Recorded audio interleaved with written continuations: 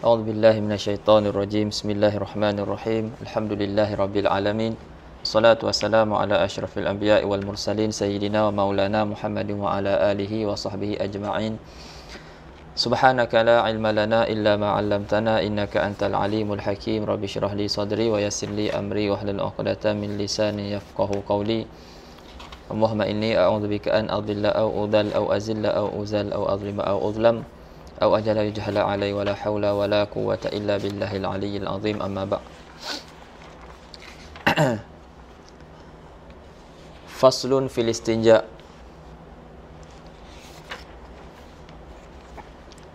قال الشارح رحمه الله قال الشارح حفظه الله تعالى ونفعنا به وبعلومه في الدارين آمين.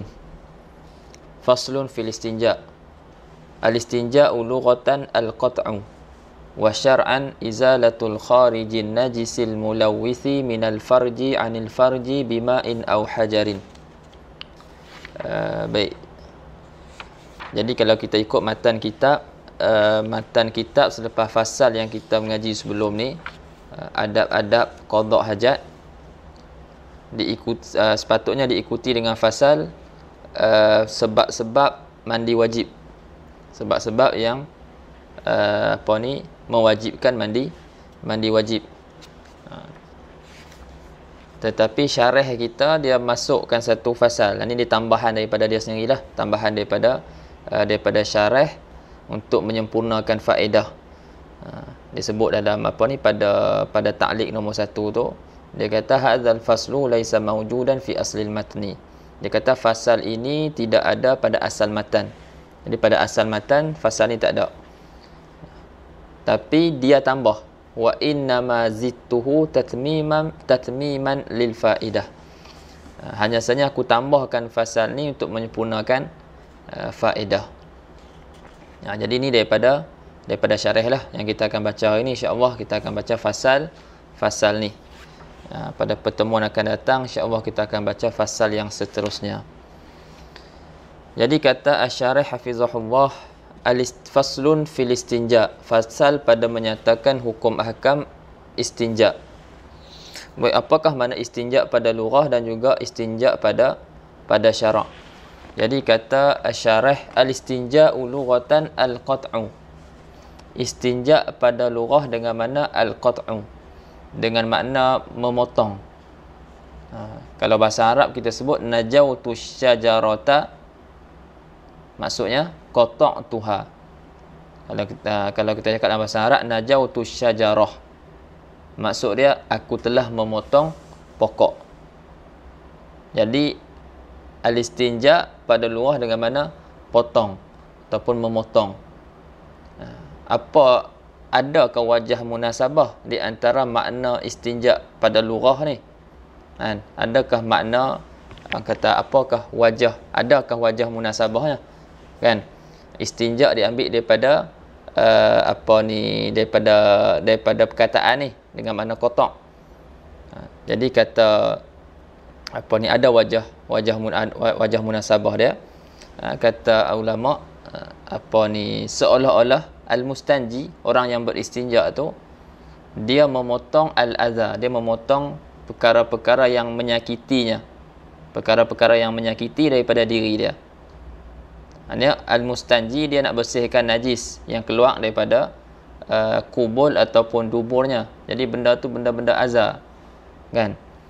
Jadi dia istinja dengan dia membersihkan. Jadi dia membersihkan tu seolah-olah dia memotong sesuatu yang menyakitinya. Itu munasabah lah makna istinja dengan makna kotak.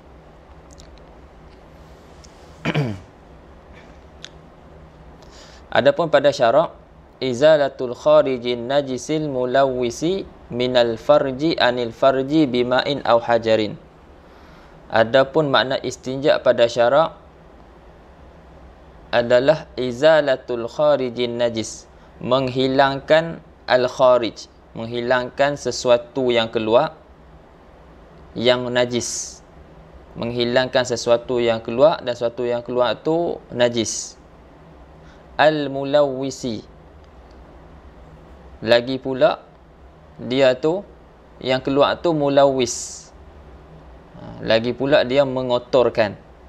Izalatul kharijin najisil mulawis, menghilangkan sesuatu yang keluar tu daripada faraj, menghilangkan sesuatu yang keluar yang bernajis dan dia juga mengotorkan. Al-kharij tu keluar dia daripada faraj. Adapun kalau al-kharij, sesuatu yang keluar tu dia bernajis dan dia mengotorkan, seperti darah keluar daripada hidung, ataupun darah keluar daripada mulut, darah keluar daripada telinga, maka menghilangkan perkara tersebut, menghilangkan darah tersebut tidak dinamakan sebagai istinja. Kita menghilangkan dengan kita membasuh darah tersebut tidak dinamakan sebagai istinja. Sebab apa tidak dinamakan sebagai istinja? Sebab al-kharij, sesuatu yang darah yang keluar tu bukan keluar daripada faraj. Dia nak sebut istinja ni maknanya menghilangkan sesuatu yang keluar, ataupun kita kata menghilangkan sebab sesuatu yang keluar ni umumlah kan, najis ataupun tidak. Cuma sini nak bagi tahu istinja yang wajib, menghilangkan sesuatu yang keluar yang bernajis, yang mengotorkan, keluarnya itu minal farji, keluar daripada faraj. Adapun sesuatu yang keluar yang bernajis dan dia juga mengotorkan tapi keluar bukan daripada faraj, itu tidak dinamakan istinja. Izalatul kharijin najisil mulawwisi minal farji anil farji, membersihkan sesuatu yang keluar daripada faraj itu, bersihkan daripada faraj. Kita bersihkan dia daripada dia berada di faraj tu. Kita hilangkan dia. Jadi anil farji itu dia bersangkut dengan izalah. Menghilangkan daripada faraj. Menghilangkan kharij tu daripada faraj. Menghilangkan tu dengan apa? Bima'in au hajarin. Menghilangkan dengan air ataupun dengan batu. Menghilangkan dengan air ataupun dengan batu. Jadi daripada takrif ni kita faham bahawasanya istinja tu bukannya bukannya khusus dengan batu sahaja. Istinja bukan khusus dengan batu sahaja, tetapi istinja merangkumi air dan juga batu. Kita bersih najis yang keluar daripada kemaluan kita dengan air pun dinamakan istinja, dengan batu pun dinamakan istinja. Jadi perkataan istinja merangkumi air dan juga batu. Begitu juga perkataan al-istitabah merangkumi air dan juga batu. Adapun perkataan al-istijmar, al-istijmar, maka perkataan tersebut khusus dengan batu sahaja. Baik. Kemudian kata syarih wa syuri' al-istinja'u ma'al wudu' lailatal isra'. Bilakah disyariatkan istinja' ni? Jadi kata syarih, istinja' disyariatkan pada bersama dengan wudu'. Ini bersama-sama wudu' pada malam Isra'.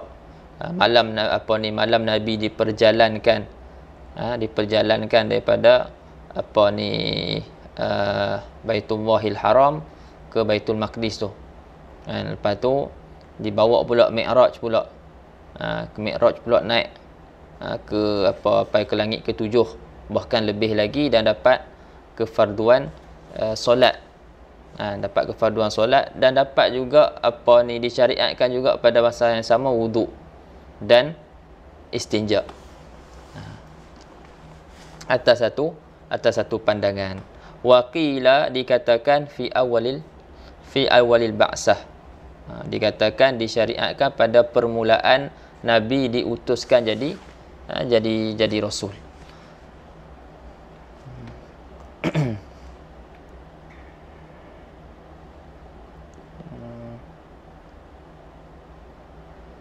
Okey. Kemudian kata syarih wa huwa, yani al-istinja tu, wa huwa bil hajari istinja dengan batu tu, jadi dia nak khususkan apa ni istinja dengan batu. Wahwa merujuk kepada istinja. Wahwa al-istinja bil hajari, dengan batu tu rukhsatun, merupakan satu rukhsah, merupakan apa ni keringanan, merupakan keringanan. Dan wa min khasaisina, dan merupakan khususiat umat Nabi sallallahu alaihi wasallam. Maknanya pada umat-umat dulu tak ada. Pada umat-umat dulu tidak ada. Okey. Wa amma bil ma, adapun istinja dengan air, falaisa min khasaisina, maka bukanlah ia tu daripada khususiat umat Nabi Muhammad sallallahu alaihi wasallam. Kemudian wa ahkamul istinja'i khamsatun, dan hukum ahkam istinja tu ada 5. Yang pertama al-wujub, yang kedua al-karahah, an-nadbu, yang ketiga al-karahah, yang keempat al-ibahah, dan yang kelima al-hurmah. Cuma al-hurmah tu terbagi pula 2. Al-hurmah ma'al ijza' dan juga al-hurmah ma'a adami al-ijza'. Okey, kita tengok apa kata syarah hafizahullah. Kata dia wa ahkamul istinja'i khamsatun, dan hukum ahkam istinja' itu 5. Yang pertama al-wujub. Jadi al-wujub tu hukum, al-nadmu tu hukum, al-ibahah tu hukum, al-karahah tu hukum. Sesuatu yang menerima hukum wujub kita panggil wajib. Sesuatu yang menerima hukum an-nadbu kita panggil mandub. Sesuatu yang menerima hukum karahah kita panggil makruh. Boleh faham dah? Jadi sini dia nak sebut hukum. Dia kata hukum istinja 5. Al-wujub. Itu beza al-wujub dengan wajib. Jadi hukum yang pertama al-wujub. Kita cakap bahasa kita wajib lah. Cakap kalau kita mengaji dalam bahasa Arab ada beza wujub dengan wajib. Baik. Jadi al-wujub min kulli najisin mulawis. Bilakah istinja ni wajib? Wajib daripada tiap-tiap najis yang mengotorkan. Jadi kalau najis tu yang keluar, kotoran yang keluar daripada faraj tu najis, lepas tu dia mengotorkan, maka pada ketika tu wajib untuk kita istinja.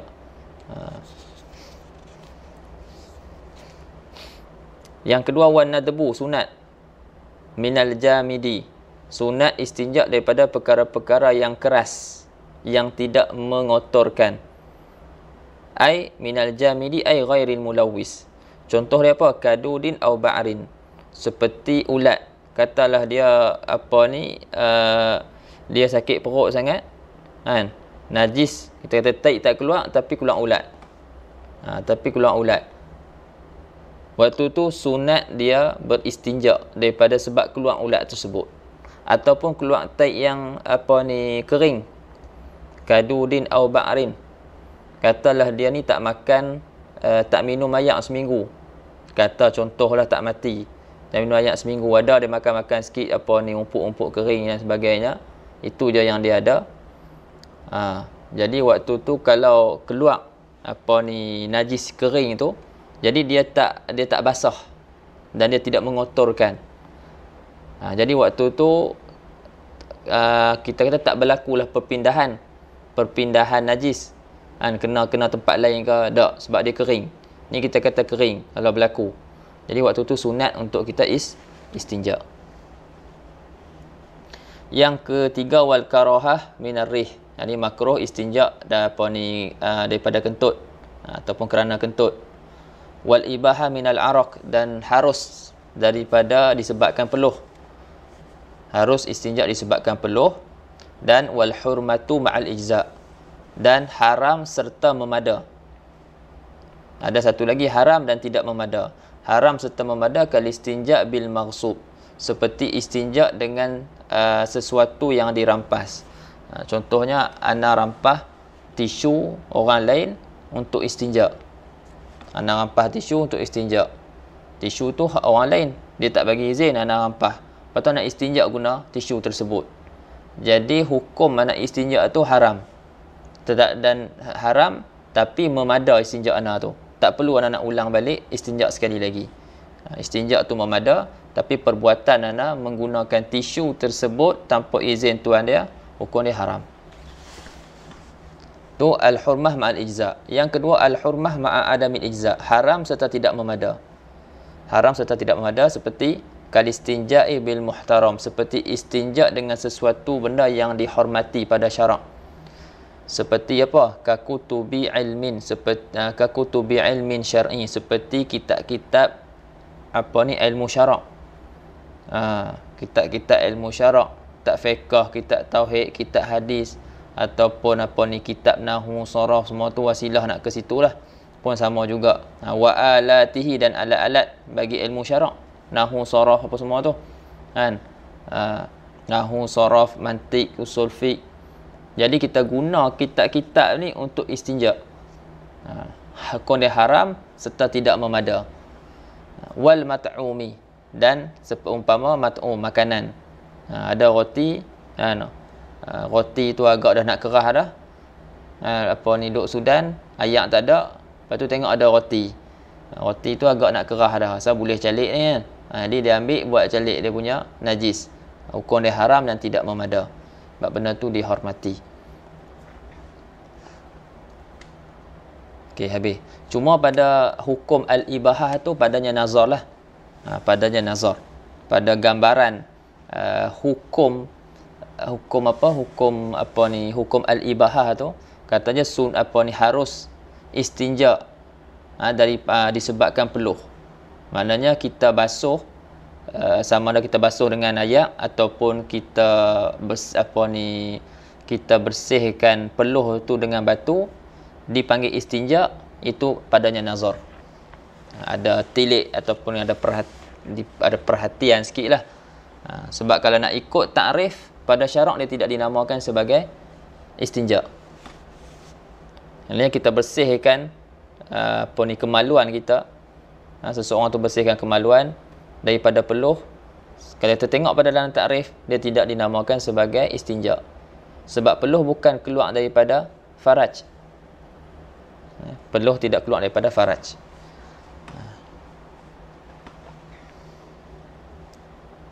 Batu bawah tu dia nombor satu tu dia kata lakin fi suratil ibahati nazarun. Tetapi pada gambaran ibah tu ada nazar.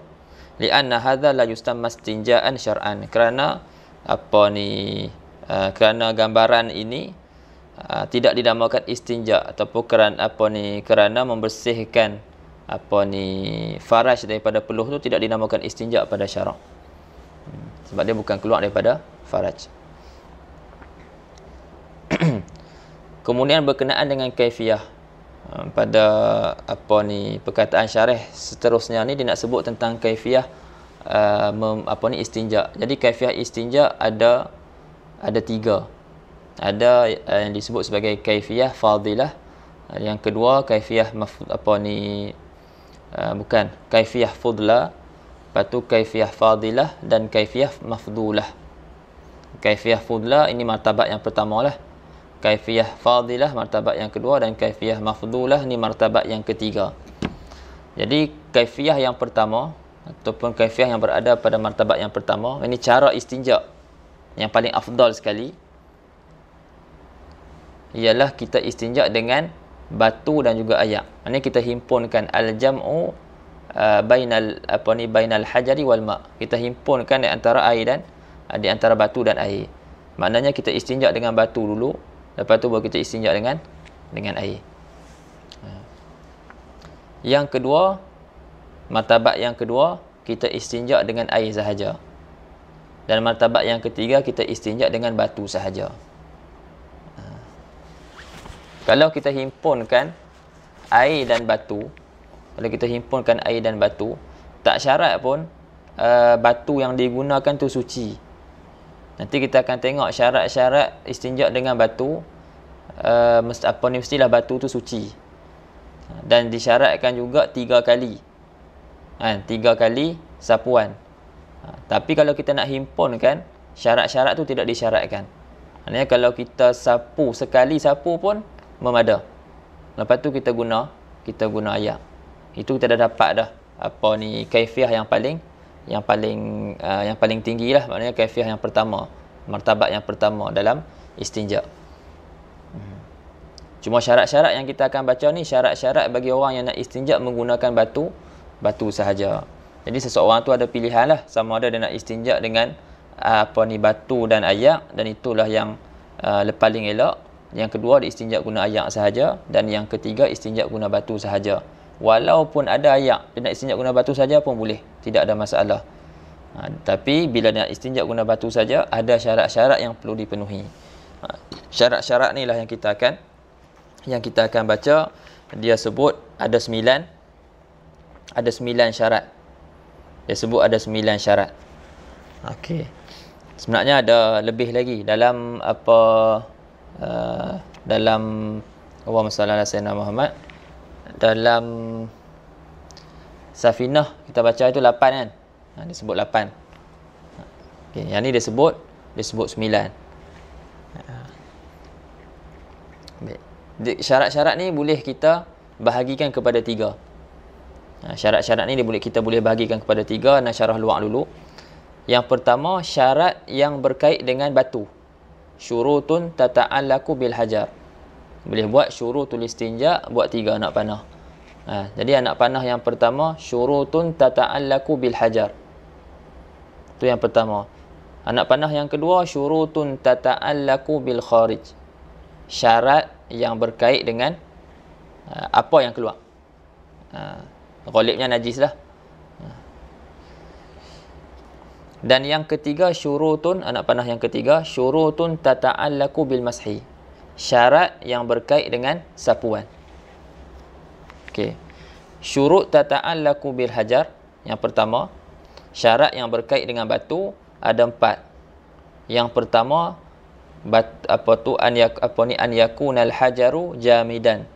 Yang pertama, batu tu batu yang batu yang jamid. Maksud jamid jaf, iaitu batu tu kering, bukan batu yang basah. Batu ataupun apa yang ambil hukum batu. Batu atau apa yang ambil hukum batu.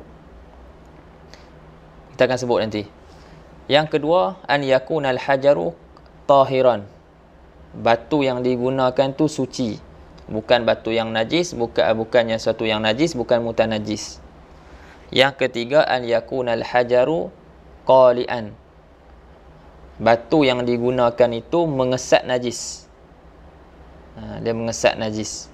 Dia bukan benda yang licin ataupun benda yang kita gunakan hancur. Tu dia tak mampu nak mengesat. Dan yang keempat, an yakunal hajaru ghaira muhtaramin. Batu yang digunakan tu tidak dihormati pada syarak. Jadi ini keempat-empat syarat yang berkait dengan batu. Baik, anak panah yang kedua, syurutun tata'allaku bil kharij. Syarat-syarat yang berkait dengan apa yang keluar. Yang pertama, alla yajiffal khariju. Apa yang keluar tu, sama ada najis ke ataupun selain najis, dia tidak kering. Alla yajiffal khariju. Maghalibnya najis lah yang keluar kan. Jadi kita sebut najis lah, senang. Najis yang keluar tu tidak kering. Kalaulah najis yang keluar tu kering, contohnya dia kencing, lepas tu lambat dia sapu kemaluannya dengan batu sampai kering air kencing dia tu. Pada ketika tu tak boleh lagi dia nak istinja dengan batu. Wajib dia istinja dengan air. Yang kedua, alla yantakilal khariju amma istaqarra fihi. Yang kedua, najis yang keluar tidak berpindah daripada tempat menetap dia. Waktu dia keluar, kita kata najis tu dah kena kan sebahagian tempat di kemaluan dia tu. Kan, jadi kat mana najis tu berada, kat situlah. Dia tak boleh dia berpindah. Kalau dia berpindah pergi ke tempat lain, maka tak boleh lagi istinja dengan batu. Waktu tu kena istinja dengan air. Tempat tu lah, tempat yang dia berpindah tu tak boleh kita guna batu, kita kena guna air. Yang ketiga, alla yatra'a 'alal khariji ghairuhu. Bahwasanya tidak datang ke atas najis yang keluar tu selain daripadanya. Ataupun dengan kata yang lain, bahwasanya tidak bercampur dengan najis yang keluar tu dengan sesuatu yang lain. Kalaulah dia, contoh dulu Ustaz Nizam bagi contoh, orang tu dia duduk atas pokok, kan, dia sakit perut, pokok tu duduk dekat tepi sungai kan, ranting dia tu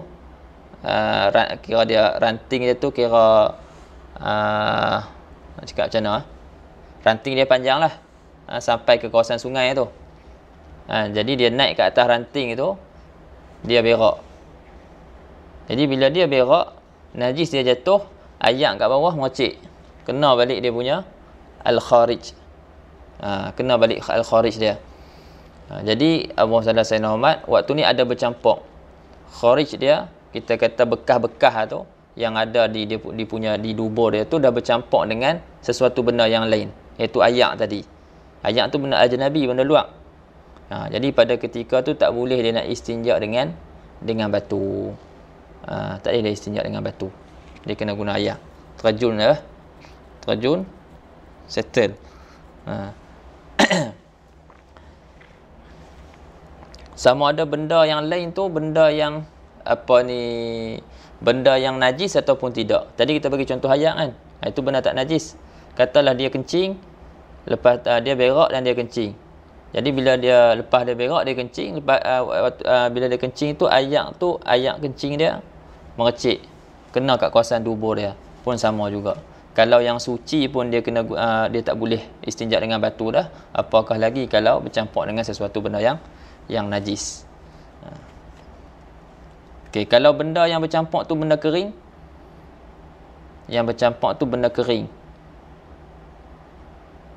okey, kalau yang bercampur tu benda kering dan dia najis, kan? Kalau yang campur tu benda kering dan dia najis, sama juga hukum dia, kena guna ayak, tak boleh dah guna batu. Begitu juga kalau yang campur tu benda kering yang suci di sisi Ibnu Hajar, kena guna ayak juga, tak boleh sejak guna batu. Adapun Imam Ramli dia kata kalau benda tu benda suci, dia kering dan dia suci, contohnya turab ke kan, tiba-tiba mai gubar apa semua, lepas tu habis kena pasiak, kena dia punya kemaluan dia, jadi bercampur dia punya najis tu kena dengan benda kering, dan benda kering tu suci. Jadi di sisi Imam Ramli boleh nak istinja guna batu. Adapun Ibnu Hajar kata tak boleh. Itu syarat yang tu yang ketiga. Syarat yang berkait dengan al-kharij, najis yang keluar. Kecuali satu yang dimaafkan. Al-araq, peluh.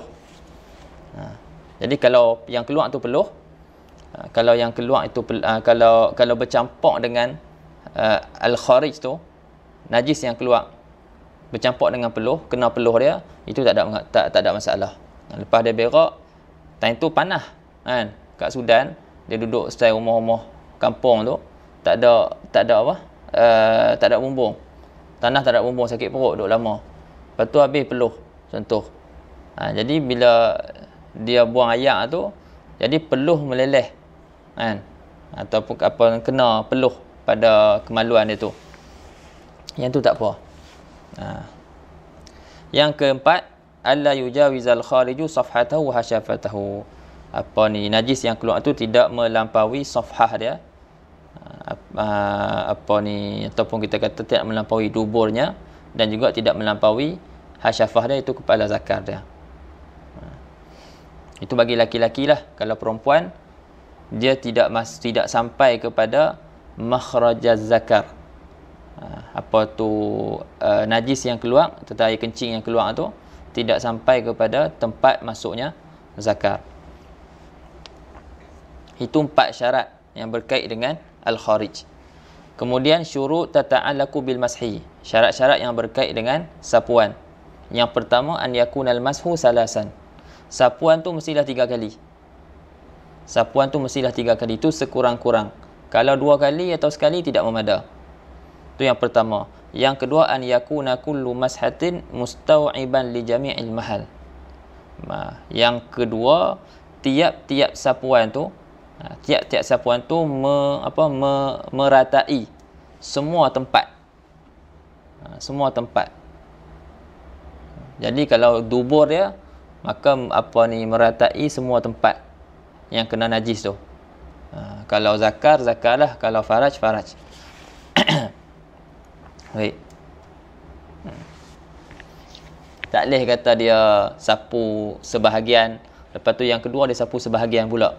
Itu tak boleh. Dia kena merangkumi semua tempat keluar najis tersebut. Yang ketiga, an yahsulal inqa'u bil mashi, bahwasanya hasil bersih ataupun suci dengan sapuan tersebut. Dengan 3 kali sapuan tadi, suci atau bersih tempat tersebut. Kalau masih tak bersih lagi, masa tak bersih lagi, kita kata batu walaupun kita buat kali ketiga masih lagi tidak mengesat kesemuanya, masih ada lagi kesan-kesan dia tu, masih ada banyak lagi, maka pada ketika tu wajib tambah. Wajib tambah kali keempat. Tak bersih lagi, wajib tambah kali kelima. Tambah lagi kali keenam. Kali keenam bersih. Bila bersih pada jumlah yang genap, maka disunatkan witir. Tambah satu lagi, dia ganjilkan. Jadi semua sekali ada 11 syarat yang kita sebut tu. Baik, kita baca dalam syarah.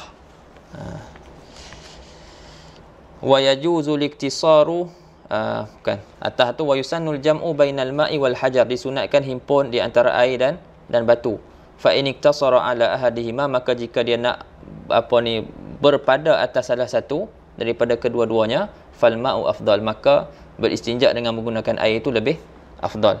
Wa yajuzu liktisaru ala al-hajari bi tis'ati syurut. Dia kata harus dia berpada pada istinja tu menggunakan batu, ini memada atas menggunakan batu pada istinja bi tis'ati syurut, dengan 9 syarat.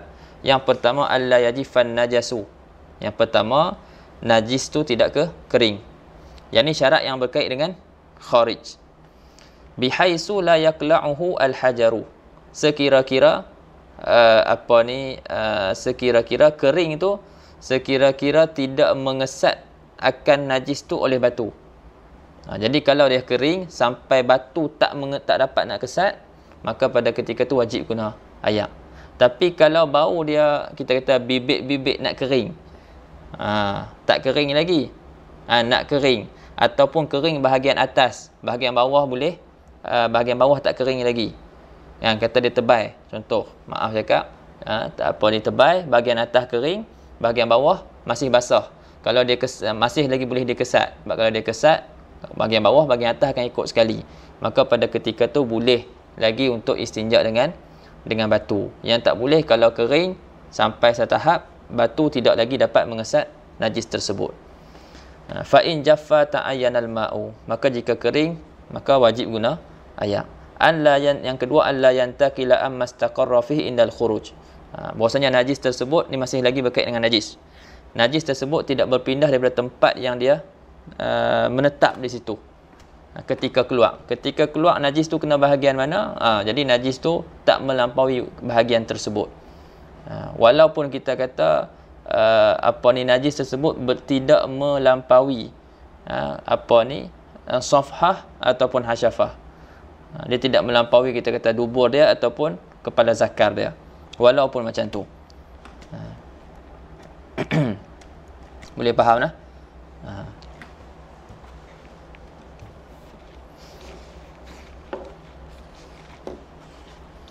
Yang ketiga, alla yujawizal khariju safhata fil ghaid wal hasyafata fil baul. Fa in jawaza dhalika darra wa illam yantakil amma istaqarra fihi indal khuruj. Syarat yang ketiga, najis yang keluar tidak melampaui ataupun tidak melebihi safhah. Safhah ni ma yandammu indal qiyam, apa yang tertutup, yang tertutup, dia bergabung ketika berdiri. Ataupun mudah kita kata dubur dia itulah, kita ambil ayat tu, dubur dia. Jadi al-kharij, najis yang keluar tu tidak melampaui as-safhah, tidak melampaui dubur dia ni pada masalah berak, dan tidak melampaui hasyafah pada masalah kencing. Ni bagi laki-laki. Kalau bagi perempuan tidak sampai kepada tempat masuk zakar. Fa in jawaza zalika, kalau lebih daripada kawasan tersebut, darra, bagi mudarat. Wa illam yantaqil amma istaqarra fi indal khuruj. Walaupun kita kata yang kencing dan taik dia tadi itu tidak berpindah daripada tempat tetap dia ketika keluar, tapi dah melebihi safhah dan juga hasyafah.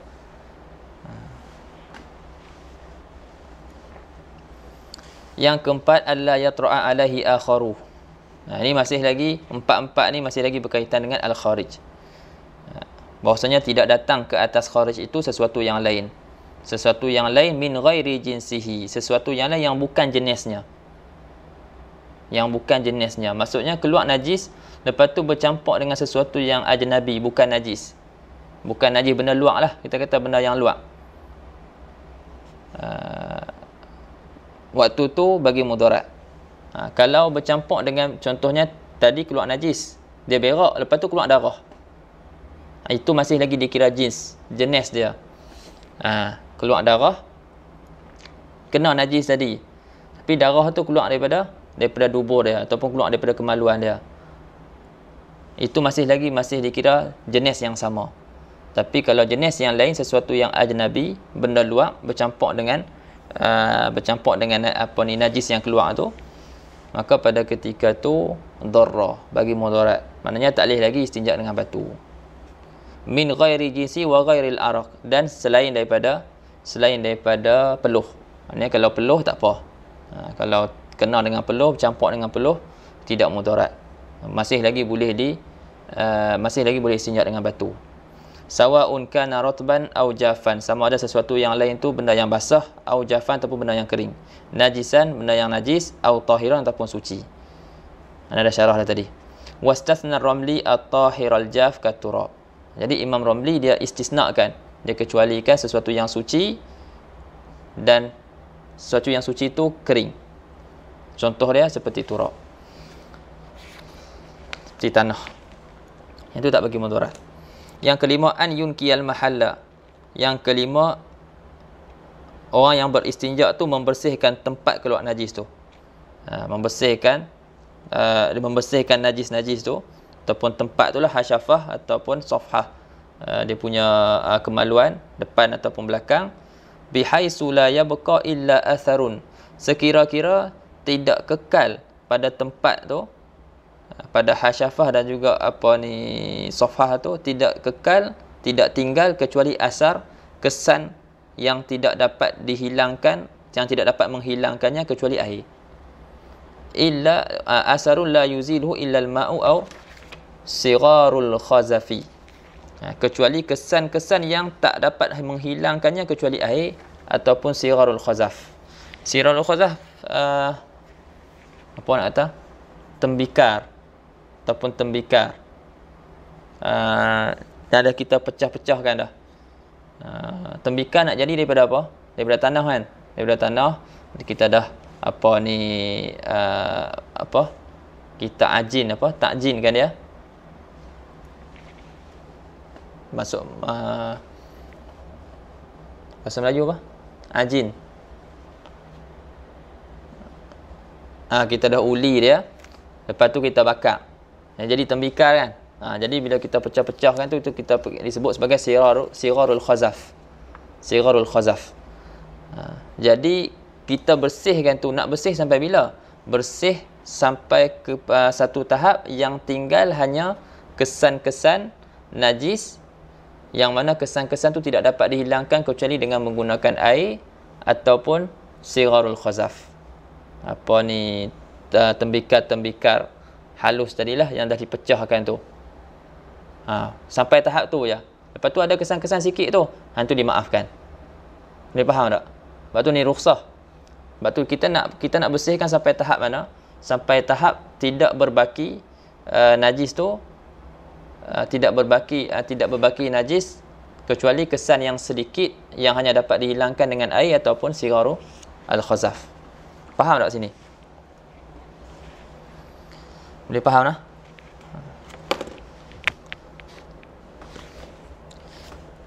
Fatajibu ziyadatu ala salas illam tunkir thalasa, dan wajib tambah atas 3 kali tu sekiranya illam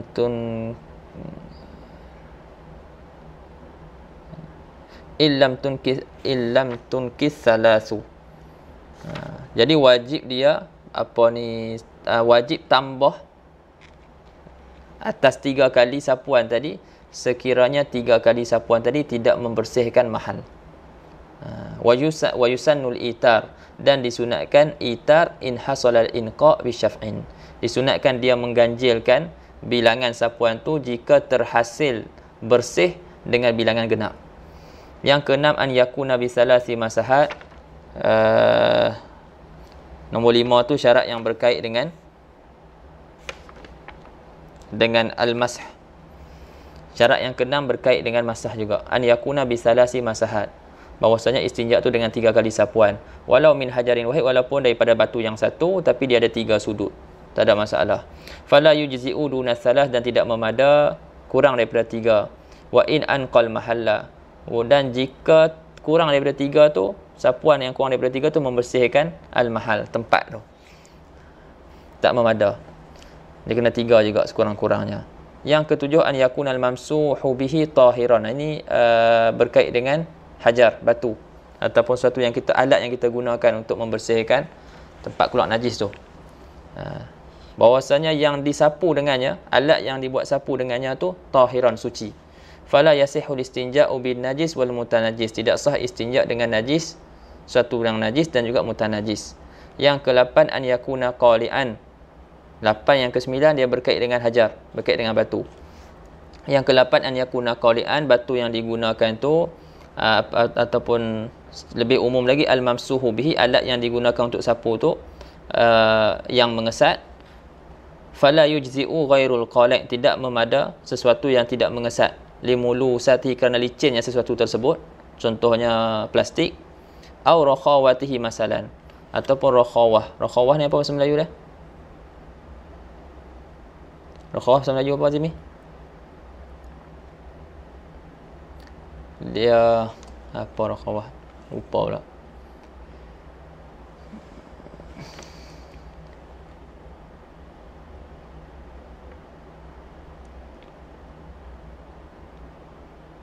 Tak ingat.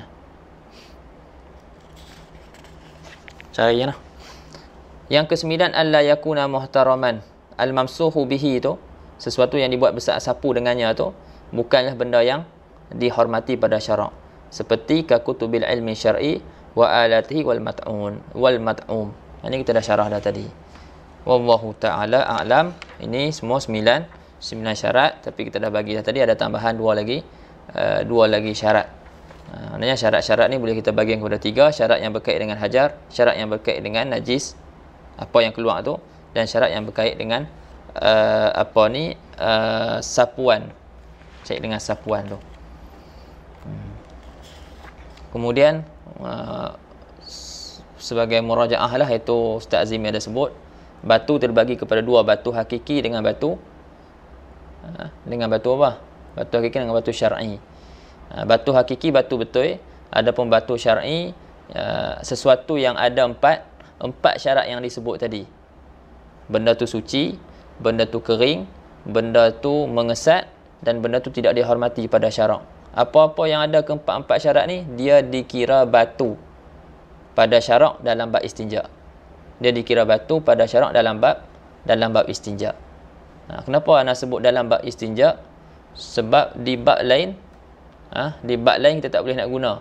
Contohnya dalam masalah bab haji, melontar jamrah, kita tak boleh pergi ambil tisu baling. Lepas tu kita cakap, aku dah baling dah 7 biji batu. Tengok tak baling batu pun, kata aku baling tisu. Tisu ada 4 syarat ni dia kata.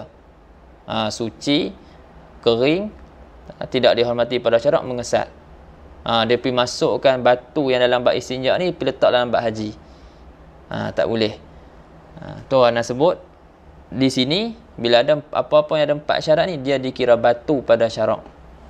Dia ambil tempat batu di sisi syarak dalam bab istinja. Jadi boleh kita gunakan. Dan kita faham daripada sini juga, batu tisu basah tidak boleh digunakan untuk istinja. Kalau dah guna dah, baru tak dah guna, lepas guna baru teringat lah, tak boleh guna tisu basah dengan istinja. Waktu tu kena guna air. Tak boleh dah nak istinja guna guna tisu yang kering. Sebab apa? Sebab dia punya kemaluannya dah bercampur dengan ajnabi. Al-kharij, najis yang keluar, yang berbaki di kemaluan itu dah bercampur dengan lembab-lembab yang ada di tisu. Jadi waktu tu wajib guna ayat. Wallahu ta'ala a'lam.